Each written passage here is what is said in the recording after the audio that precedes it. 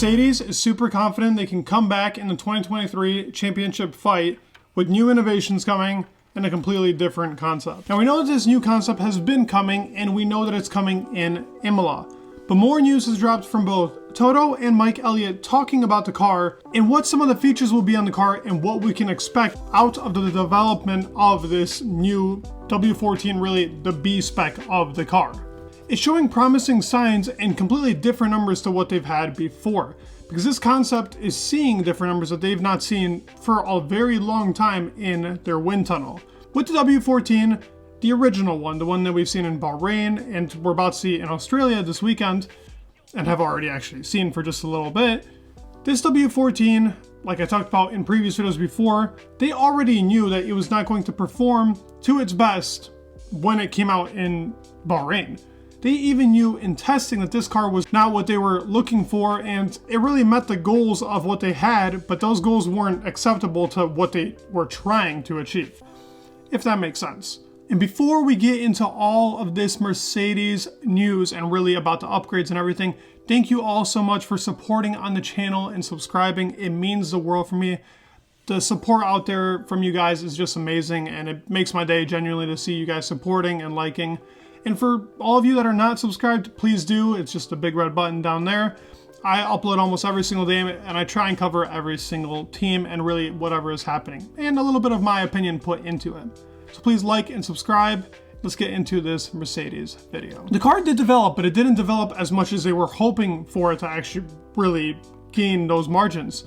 I mean, if we look into the Jetta pace, they were faster than they were in 2022, so it isn't a carbon copy of W13 and a faster car, but it still has a lot of issues, specifically at the rear end, which Lewis Hamilton has actually pointed out. They did say that they maximized what the current package is right now in Jetta.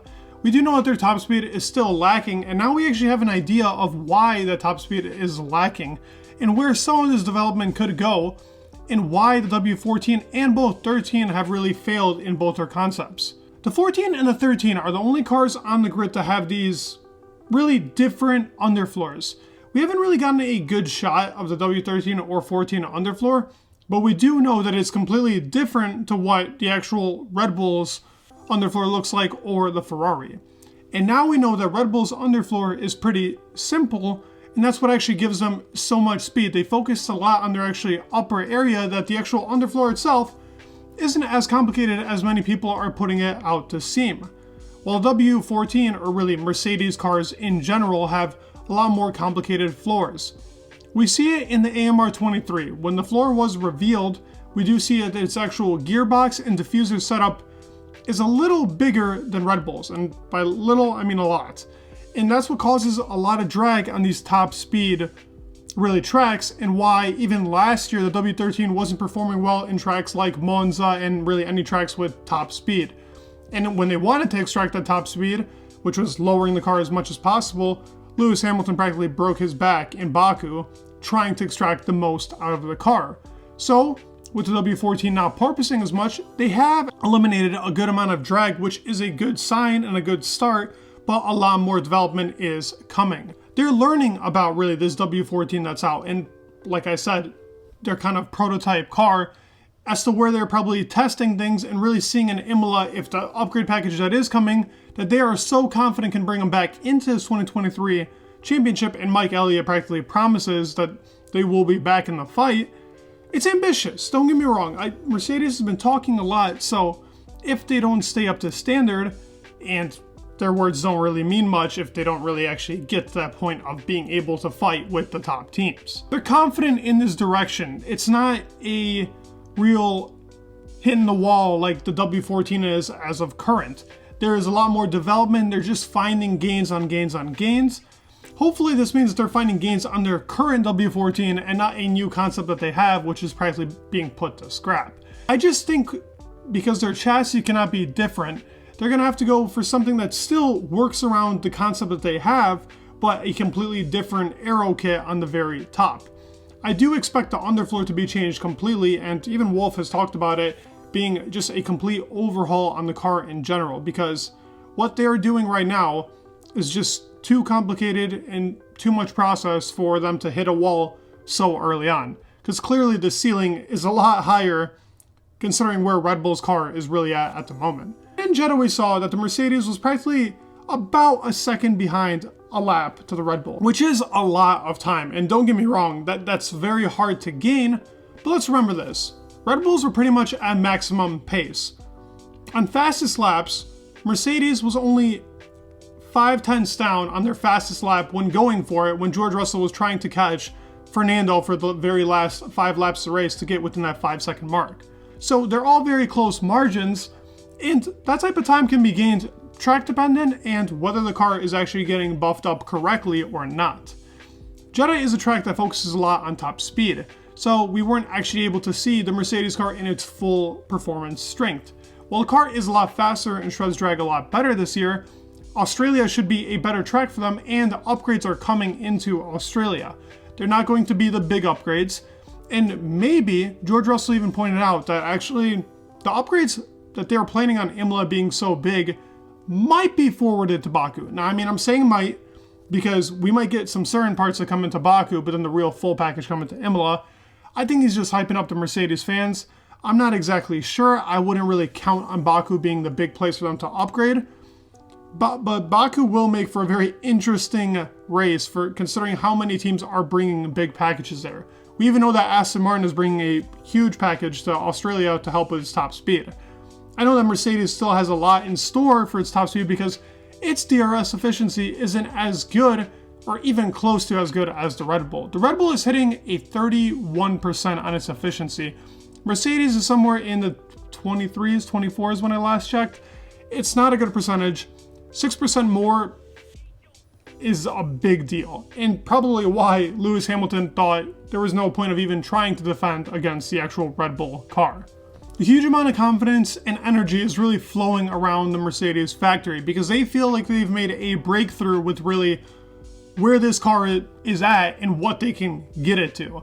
With confidence saying that this 2023 championship fight is far from gone, you know that there's got to be a lot of big gains coming. And I even talked about a whole second gain, which is practically what they need to kind of get back into the fight with Red Bull. It seems like their tire solution in the second race was a lot better than it was in Bahrain. And I think Bahrain was a lot worse because the actual rear end was a lot more important. Yet again, Australia is a front-oriented track, so we can expect a faster Mercedes W14 car here, even without the upgrades. But we are getting some slight stuff. I know that for a fact that Mercedes is bringing some type of package here. Whether it be huge or not, it will be something that they expect to take a step forward with and maybe, just maybe, take the fight to Aston Martins.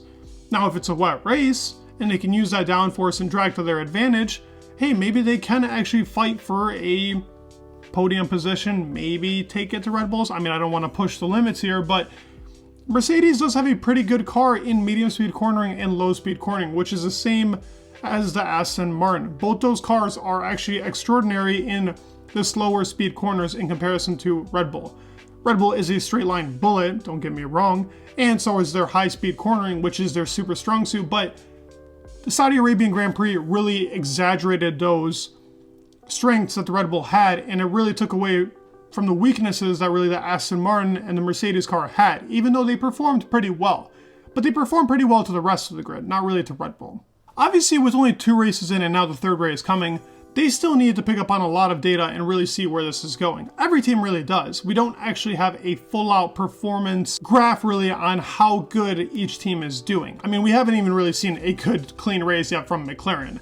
Not that that car is great, but it's probably not as bad as it's being put out to be in these last couple of races. Same with the W14. I feel like there's more performance to be extracted from the car that is just his prototype right now before the actual B-spec comes out in Imola or Baku that we get. Lewis Hamilton doesn't even have his confidence in this car yet, which is another big thing to exaggerate. George seemed pretty comfortable in Jeddah, but George did drive in a Williams for a lot of years and tried extracting the most performance possible out of a car that was a complete beater into a Mercedes car that is known to be the team that fully takes on every single team and destroys the grid for most of the years, and I mean almost 7 to 8 years in a row, to now becoming a 3rd or 4th team at best. But there is a lot to be expected out of this Mercedes team. Hence why Lewis is kind of on this edge and kind of mad. We know that he wants to fight for his 8th. With so much riding on the line and him really breaking the record, there isn't a reason for Lewis to really be happy about the car fighting for P3 or P4. He's been fighting for championships for so many years that he knows now is the time. I gave up my 2022 so we can come back in 2023. So there are reasons for his frustration, which are reasonable. Even Christian Horner and really the Red Bull team expects Mercedes to come back. Just like they did in 2022, they had to fight more with Ferrari and then Red Bull kind of took off, but they knew that Mercedes was pretty behind for most of the year and didn't really expect them to come back initially. But right now, with the direction still not being found, they do expect Mercedes to come back, and this upgrade could be a big one. With Red Bull also expecting upgrade in Baku, it'll be interesting to see where these teams match up within a 4 to 5 race period. That's really when we'll get, I would say, the exact performance out of every single team and which team will be stronger towards the end of the year. Big fight coming. Red Bull still has that ATR penalty. Mercedes is going to get a lot of time, and probably even after the half of the year, if they're not ahead of Aston Martin, they're still going to have that ATR advantage on both Red Bull and now even on Aston Martin by somewhere in the middle of the year. So we could get a championship fight, and I do actually expect it to become that at some point.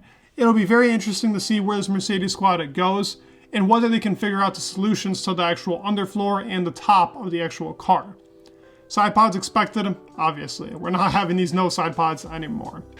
What are you guys' thoughts? Do you guys believe that this Mercedes team can come back? And yes, a lot of talk is going around for Mercedes, but is it promising signs? Is there real confidence from this team, or is it just all talk?